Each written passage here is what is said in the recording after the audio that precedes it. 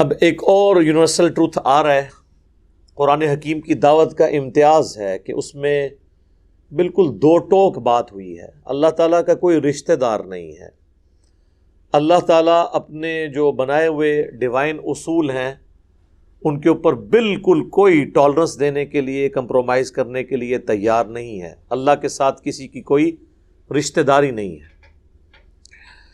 لیس بِأَمَانِكُمْ، کچھ نہیں بننا تمہاری امیدوں سے، تمہاری خواہشات سے، ولا امانی اہل الکتاب، اور نہ ہی اہل کتاب نے کچھ اپنی وشفل تھنکنگز جو بنائی ہوئی ہیں، جھوٹی خواہشات، ان سے کچھ نہیں بننا. من یعمل سوءا یجز بہ، جو کوئی بھی برا عمل کرے گا اس کی سزا پا لے گا.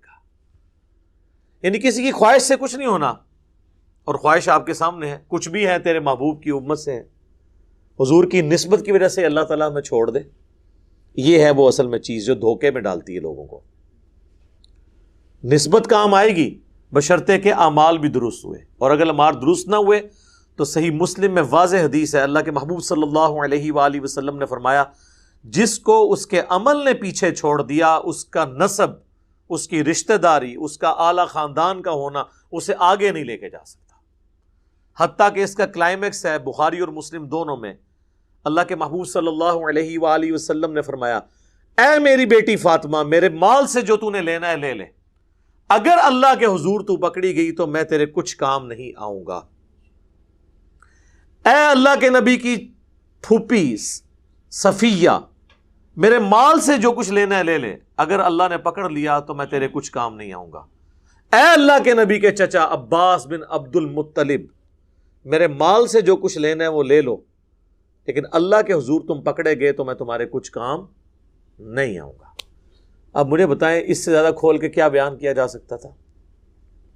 لیکن ہم لوگ اپنی وشفل تھنکنگز میں کہ ٹھیک ہے جی ہماری نسبت ہے ہمیں بچا لے گی.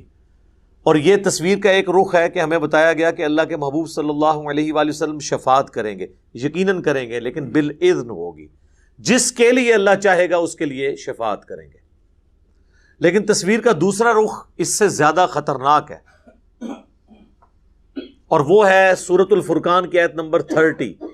وقال الرسول یا رب ان قوم اتخذوا هذا القرآن مہجورا. اللہ کے نبی شکایت کریں گے قیامت کے دن، اے اللہ میری قوم نے قرآن کو پیٹھ کے پیچھے ڈال دیا تھا. تو جو قرآن کو چھوڑے گا اللہ کے نبی علیہ السلام اس کے خلاف شکایت کریں گے. صحیح مسلم میں ہی حدیث ہے القرآن حجت لک او علیک، قرآن یا قیامت کے دن تیرے حق میں حجت ہوگا یا تیرے خلاف حجت بنے گا. جو اس کے مطابق چلیں گے ان کے حق میں حجت، جو خلاف چلیں گے ان کے خلاف حجت. حتیٰ کہ بخاری اور مسلم دونوں میں حدیث ہے جب میں آخری دفعہ جاؤں گا جہنم کی طرف اپنے امتیوں کو اللہ کے اذن سے نکالنے کے لیے، تو مجھے داروغہ جہنم سیدنا مالک علیہ السلام کہیں گے کہ اے اللہ کے نبی اب آپ کا کوئی امتی بھی جہنم میں نہیں ہے سوائے اس کے کہ جسے قرآن نے روک لیا ہے، اور وہ جنت میں نہیں جائے گا جسے قرآن نے روک لیا. اور قرآن نے کس کو روک لیا؟ انہ من یشرک باللہ فقد حرم اللہ علیہ الجنہ ومأواہ النار وما للظالمین من انصار. بے شک جو کوئی اللہ کے ساتھ شرک کرے گا اللہ نے ایسے شخص پہ جنت حرام کر دی ہے، اس کا ٹھکانہ وہاں پر جہنم ہوگا اور وہاں پر اس کا کوئی مددگار نہیں ہوگا.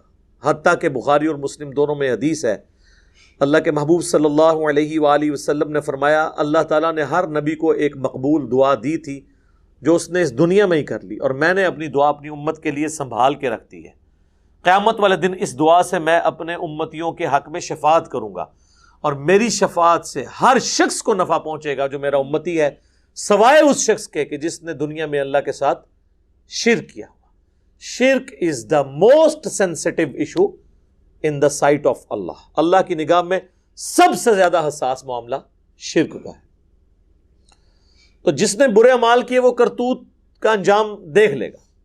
بخاری اور مسلم دونوں میں حدیث ہے اللہ کے محبوب صلی اللہ علیہ وآلہ وسلم فرماتے ہیں کہ اپنے مال کی زکوٰۃ ادا کرو، اپنی جو بھیڑیں ہیں ان کی زکوٰۃ، اپنے اونٹوں کی زکوٰۃ، اپنے گائے جو رکھی ہیں ان کی زکوٰۃ. یہ نہ ہو کہ قیامت والے دن کسی شخص کی گردن پہ اس کا اونٹ سوار ہو جن اونٹوں کی زکوٰۃ اس نے نہیں دی، اور وہ کہے اغثنی یا رسول اللہ، اے اللہ کے رسول میری مدد فرمائیے، میں تمہارے کچھ کام نہیں آؤں گا، میں نے جو کچھ اللہ نے مجھے بتایا میں نے تمہیں دنیا میں بتا دیا، اگر تم نے زکوٰۃ نہیں دی تو یہ اونٹ تمہاری گردن پہ سوار ہوگا. یہ نہ ہو کہ تم میں سے کوئی شخص قیامت کے دن اس حال میں آئے اس کی گردن کے اوپر اس کی گائے سوار ہو، ان گایوں کی جن کی زکوٰۃ نہیں دی ہوئی، اور وہ چیختا ہوا کہ اغثنی یا رسول اللہ، اے اللہ کے رسول میری مدد فرمائیے، میں تمہارے کچھ کام نہیں آؤں گا، میں نے اللہ کا پیغام دنیا میں تمہیں پہنچا دیا تھا. یہ نہ ہو کہ تمہاری گردن پہ بکریاں اور بھیڑیں سوار ہوں جن کی تم نے زکوٰۃ ادا نہیں کی، اور تم کو اغثنی یا رسول اللہ، اے اللہ کے رسول ہماری مدد فرمائیے. یہ ہم بچپن میں جناب یہ بیج لگایا کرتے تھے. وہ انجمن طلباء اسلام ہوتی تھی نا بریلوی مکتبہ فکر کی ایک سمجھ لے اسٹوڈنٹ ونگ، جس طرح جماعت اسلامی کی ہے نا جمعیت طلباء، اسی طریقے سے مسلم لیگ کی MSF ہے، پیپلز پارٹی کی PSF ہے، اور تحریک انصاف کی ISF ہے. اس طرح بریلویوں کی ایک جماعت ہوتی تھی ATI. آج بھی جو اسلامی یونیورسٹی بھاولپور ہے اس میں ان کا زور ہے، باقی آلموسٹ. تو انہوں نے وہ بیج بنائے ہوتے تھے اغثنی یا رسول اللہ. اس وقت تو ہمیں یہ پتہ ہی نہیں تھا کہ یہ نعرہ جہاں سے لیا گیا ہے یہ تو کسی اور معنی میں آیا ہوا ہے. اس کے آگے لکھا ہونا چاہیے کہ اغثنی یا رسول اللہ ہم کہیں گے لیکن رسول اللہ ہمارے کچھ کام نہیں آئیں گے، کیونکہ انہوں نے دنیا میں ہمیں بتا دیا تھا کہ کیسے چلنا ہے. اور وہ بیج اس لیے لگواتے تھے کہ جو مرضی کریں اللہ کے نبی ہمارے کام آ جائیں گے. وہی بات جو ہم کہتے ہیں جو کچھ بھی ہیں تیرے محبوب کی امت سے ہیں، چور ہیں، ٹھگ ہیں، فراڈیے ہیں، حرام خور ہیں، بے نمازی ہیں، ہم نے تو صحیح نہیں بننا ہے، اللہ اسی طریقے سے ہمیں قبول کر لے، جو کچھ بھی ہے تیرے محبوب کی امت سے.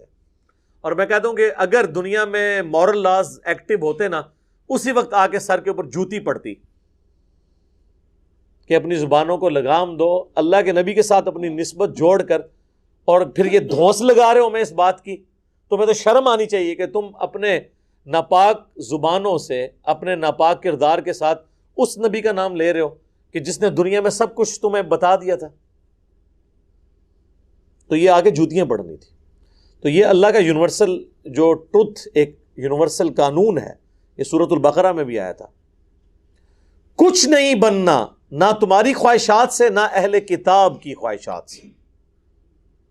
من یعمل سوءا یجز بہ، جو کوئی برے اعمال کرے گا وہ اس کی جزا پالے گا. جزا کا مطلب سزا، بدلہ، عربی میں جزا کہتے ہیں بدلے کو. ولا یجد لہ من دون اللہ ولیا ولا نصیرا، اور نہ قیامت والے دن اللہ کے سوا کوئی اپنا دوست پائے گا اور نہ ہی مددگار. اب اللہ تعالیٰ واضح کہہ رہا ہے، لہذا پیغمبروں نے بھی جو شفاعت کرنی ہے وہ اللہ کے اذن سے کرنی ہے. اگر اللہ اذن نہیں دے گا تو نہیں شفاعت ہوگی. وَمَن يَعْمَلْ مِنَ الصَّالِحَاتِ، اور جو کوئی کرے گا نیک اعمال، من ذکر او انثیٰ، چاہے وہ دنیا میں مرد تھا یا عورت، وَهُوَ مُؤْمِنٌ، لیکن تھا ایمان والا. صرف نیک اعمال سے کچھ نہیں بننا. لوگ کہتے ہیں مدر ٹریسا نے اتنی خدمت کی، بھئی اللہ تعالیٰ کو اس کی اس خدمت سے کوئی غرض نہیں اگر اس نے اللہ کو نہیں پہچانا. اللہ کے لیے تو سب سے سینسٹیو چیز توحید تھی. ہاں تعوید سلامت ہے، عقید آخرت درست ہے، ختم نبوت کا عقیدہ درست ہے، پھر اعمال ظاہر ہے کہ فائدہ مند ہوں گے. تو اللہ تعالیٰ ہمارا ہے ہوا وہ مومن فَأُولَئِكَ يَدْخُلُونَ الْجَنَّةَ، تو ایسے لوگ پھر جنت میں داخل کیے جائیں گے. وَلَا يُظْلَمُونَ نَقِيرًا، اور ان کے اوپر ظلم نہیں ہوگا ایک تل کے برابر. فَمَن يَعْمَلْ مِثْقَالَ ذَرَّةٍ خَيْرًا يَرَهُ وَمَن يَعْمَلْ مِثْقَالَ ذَرَّةٍ شَرًّا يَرَهُ، جس نے ذرے کے برابر بھی نیکی کی وہ اس کا اجر پا لے گا، اور اس نے ذرے کے برابر بھی گناہ کیا تو اس کی سزا بھی بھگتے گا. اچھا یہاں پہ لوگ کہتے ہیں اللہ تعالیٰ چاہے تو چھوٹی سی بات پہ بخش دے. آج تک آپ ان لوگوں سے یہ نہیں سنیں گے کہ اللہ تعالیٰ چاہے تو چھوٹی سی بات پہ پکڑ لے. اللہ تو دونوں چیزوں کی بات کر رہا ہے. تو یہ آدھا دین کیوں پیش کیا جا رہا ہے؟ وہ جی بخاری مسلم میں حدیث ہے، ایک بدکار عورت تھی، اس نے اپنے موزے میں ایک پیاسے کتے کو پانی پلایا، اللہ تعالیٰ نے اسی وجہ سے اس کو بخش دیا، کنویں سے نکال کے وہ چمڑے کے موزے میں.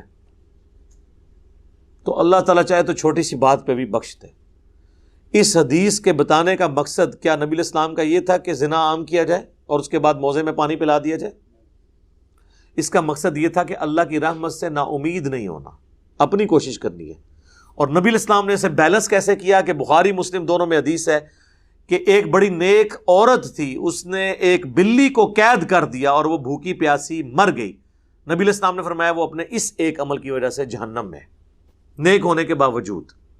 تو چھوٹی سی بات پہ اللہ تعالیٰ پکڑ بھی لیتا ہے، لہٰذا خوف اور امید اس کے درمیان زندگی گزارنی ہے، بے فکر نہیں ہونا۔